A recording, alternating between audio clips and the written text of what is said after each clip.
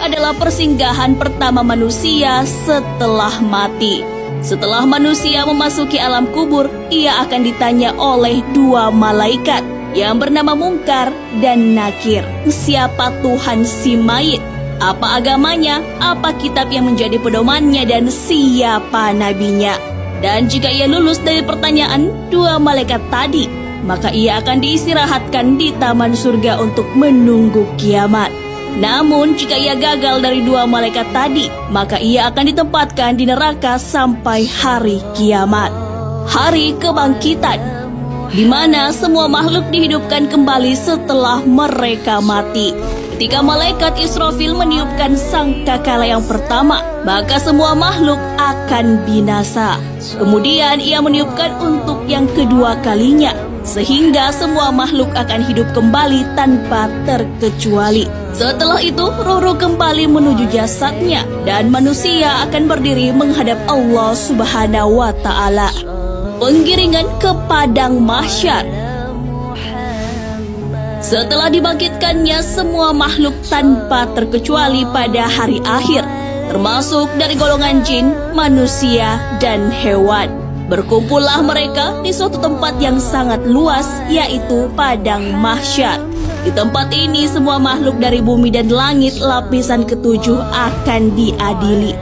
Penimbangan amal baik dan buruk. Yaumul Mizan adalah hari timbangan amal manusia, di mana setiap amal manusia akan ditimbang agar diketahui secara pasti dan yakin tentang amal baik dan amal buruknya. Penimbangan ini dilakukan dengan seadil-adilnya, tanpa ditambah ataupun dikurangi sedikit pun. Yaumul Hisab.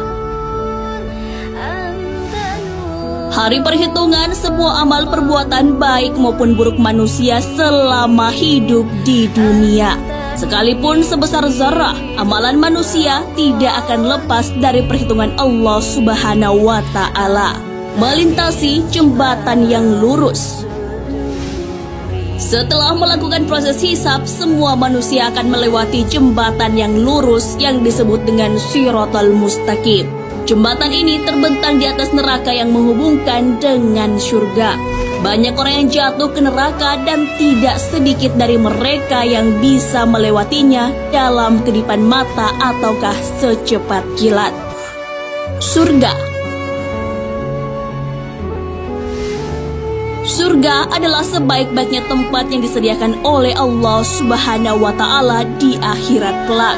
Tempat ini dipersiapkan untuk orang-orang yang beriman dan beramal soleh. Di dalam surga terdapat banyak kenikmatan yang telah dipersiapkan oleh Allah Subhanahu wa Ta'ala untuk para umatnya.